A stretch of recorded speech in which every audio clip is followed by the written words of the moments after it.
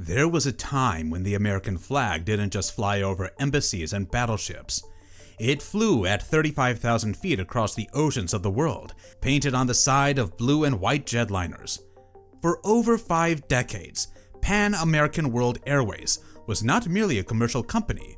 It was a physical manifestation of American reach, American prestige, and American soft power. When the State Department needed to open diplomatic channels in South America, Pan Am built the airfields. When the West wanted to stare down the Soviet Union across the divided skies of Berlin, Pan Am flew the corridors. And when the world entered the jet age, it was Pan Am that practically forced the aerospace industry to build the modern world.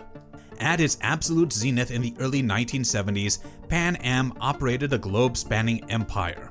It owned Manhattan real estate, vast hotel chains, and a fleet of the largest passenger aircraft ever conceived.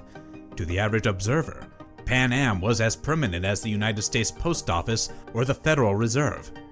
Yet, on December 4, 1991, this corporate leviathan abruptly ceased operations, stranding tens of thousands of passengers worldwide and vanishing into the graveyard of aviation history. The popular narrative often attributes Pan Am's demise to a single horrific tragedy: the terrorist bombing of Flight 103 over Lockerbie, Scotland in 1988. But while Lockerbie was the devastating final blow that broke the company's back, it was not the underlying cause of death. The cold, empirical truth of economic history is far more disturbing. Pan American World Airways was structurally doomed to fail. It was an imperial monopoly built for a tightly regulated world that the US government consciously chose to dismantle. Pan Am didn't die of natural corporate aging. It was suffocated by a lethal paradox of geopolitical design, regulatory starvation, and catastrophic executive hubris. This is the anatomical breakdown of an inevitable collapse. To understand why Pan Am had to fall, we have to look at how it was born. The airline was the brainchild of Juan Terry Trippe, a ruthless visionary Yale graduate who viewed commercial aviation not as a standard business, but as a sovereign utility.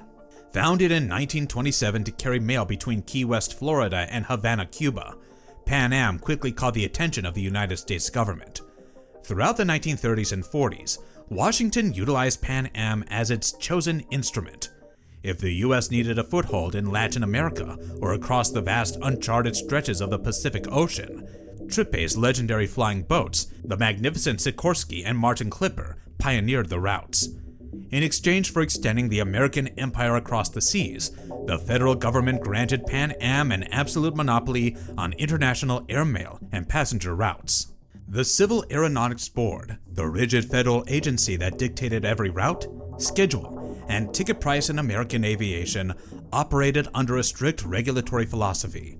They feared that if Juan Trippe was allowed to operate domestic flights within the United States alongside his untouchable global empire, he would utterly crush domestic competitors like United, American, and Trans World Airlines. Therefore, the CAB established an ironclad rule. Pan Am was strictly forbidden from operating domestic routes within the continental United States. For decades, this structural arrangement worked purely because the entire industry was a federally protected cartel. If a businessman in Cleveland wanted to fly to Rome, he bought a federally mandated fixed-price ticket. He flew on United Airlines from Cleveland to New York's JFK Airport. Once there, United handed him off to Pan Am, which flew him across the Atlantic. By the mid-1960s, Juan Trippe's unshakable belief in infinite expansion led to the biggest industrial gamble in corporate history. Trippe approached Boeing CEO William Allen and demanded an aircraft more than twice the size of the existing 707. He promised that if Boeing built it, Pan Am would buy it.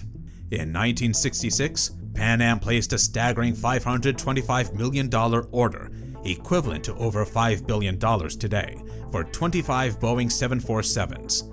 It was a masterpiece of technological progress, but a catastrophic failure of basic macroeconomic foresight.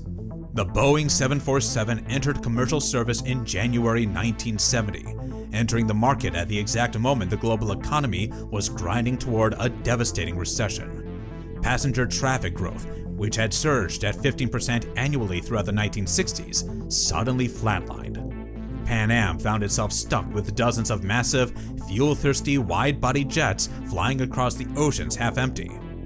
And then, in October 1973, the geopolitical order cracked open. The Organization of Arab Petroleum Exporting Countries instituted an oil embargo against the West. In a matter of months, the price of aviation jet fuel skyrocketed by over 400%. Because Pan Am operated exclusively long-haul international flights, it consumed staggering quantities of fuel, and it was forced to purchase that fuel at exorbitant, non-subsidized rates in foreign ports all over the globe. By 1976, Pan Am had accumulated a staggering $364 million in losses, and its total debt load approached $1 billion. In 1978, the Carter administration passed the Airline Deregulation Act, designed to introduce free market competition, lower consumer fares, and eliminate bureaucratic red tape. The act completely stripped the Civil Aeronautics Board of its power to dictate routes and prices. Overnight, the protective walls that had defined American commercial aviation for half a century evaporated. Immediately, the major domestic airlines realized they no longer needed to hand off their international travelers to Pan Am at coastal gateways. Why fly a passenger from Chicago to New York on United just to let Pan Am collect the lucrative transatlantic fare to Frankfurt? United simply applied for its own route from Chicago to Frankfurt.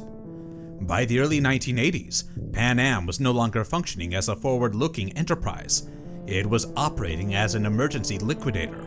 Under the direction of new chairman C. Edward Acker, management embarked on a desperate strategy to keep the planes flying, cannibalizing the company's own irreplaceable corporate assets.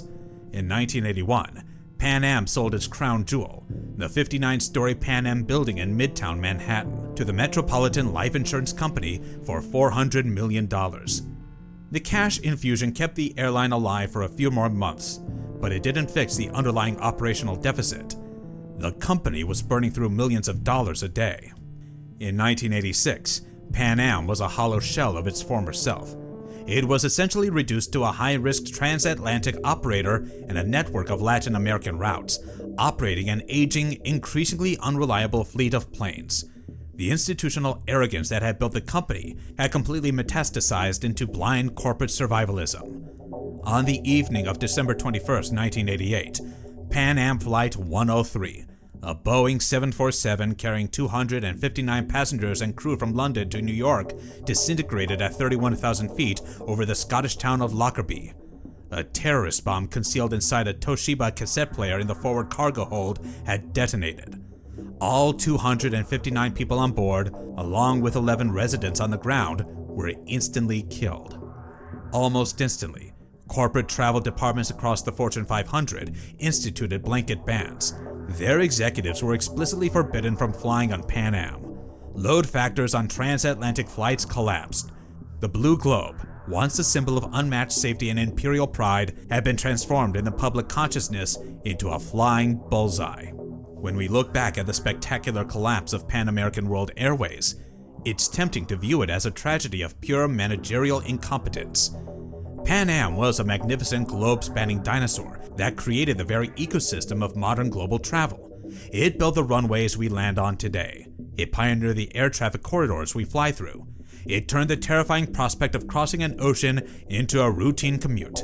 But in doing so, it birthed the very forces that rendered it obsolete. It was an empire built for a world that it helped destroy, and in the end, the skies it conquered simply belonged to someone else. Thank you for watching. If you enjoyed this video, don't forget to hit the like button and subscribe.